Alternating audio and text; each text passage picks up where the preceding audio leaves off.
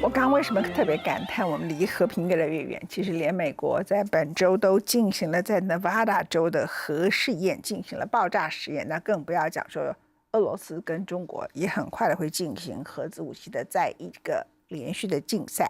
所以我们从贸易战争到所有的军事围堵，到科技战争，现在你搞到核战争的实验，至少是在这种互相的恫吓当中，这是人类很大的一个不幸。而本周呢，就关于科技战里头，最重要就是美国祭出对于尖端晶片，特别是 AI 晶片的管制，里头倒大霉的是台湾最著名、大家最仰慕的黄仁勋的辉达公司。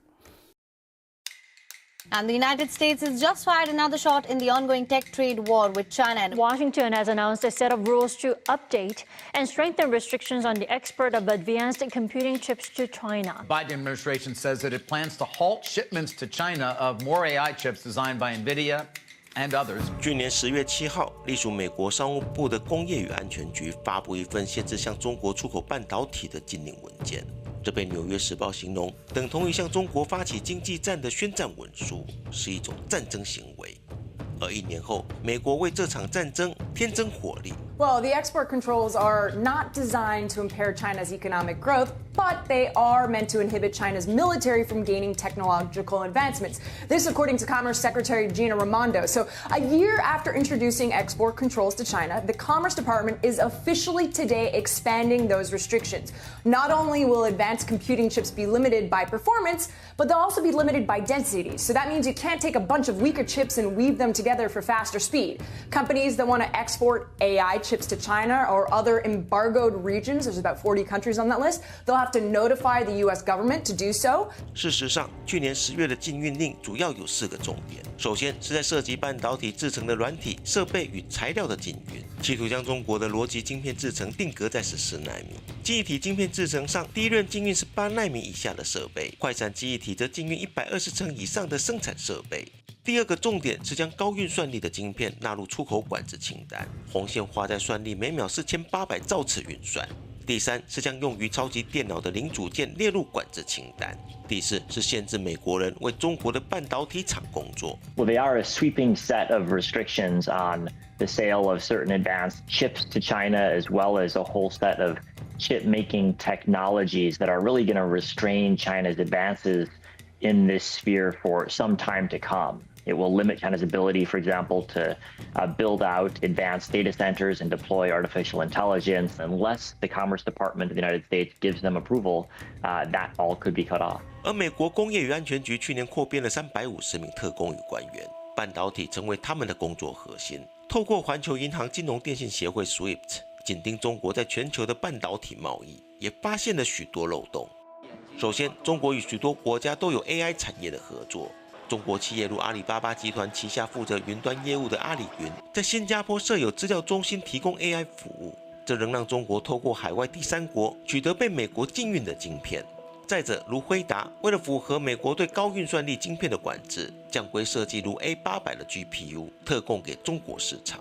一些厂商也以小晶片独立优化后进行组装，以规避管制，这都成为美国禁运下的漏洞。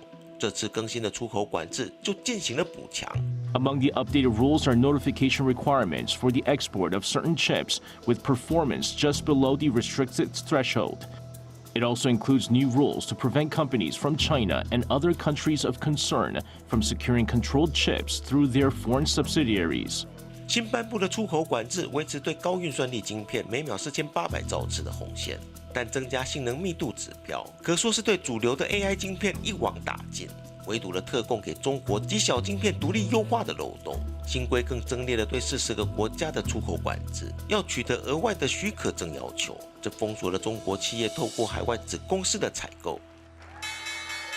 Chip stocks under pressure following the announcement of tougher rules on exports to China. That means NVIDIA's A800 as well as the H800, which are watered-down versions of the GPUs ubiquitous with AI that we always talk about, well, those chips are now restricted. NVIDIA has previously said 1/4 of its data center revenues come from China.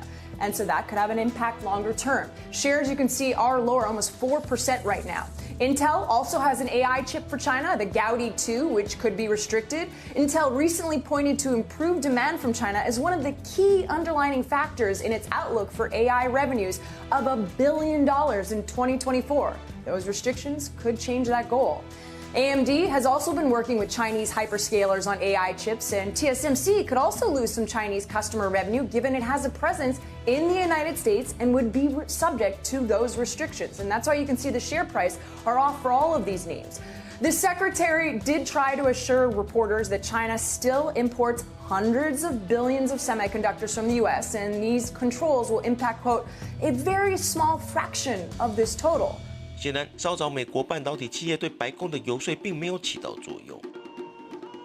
而美中这场晶片战争源于美国遏制解放军的军力发展。主导去年10月对华半导体出口禁令到这一轮补强措施的，都是美国商务部副部长，也身兼工业与安全局局长的艾斯特维兹。他过去30多年的公职生涯都在美国国防部负责军备与后勤，也特别了解中国军方的采购，更从中国特殊的军民融合计划中抽丝剥茧。 精准打击。 Most advanced chips go into things like weapon systems, radar, lasers, and they can't be made very easily without those chips, if at all. Certainly not functioning at the same capacity.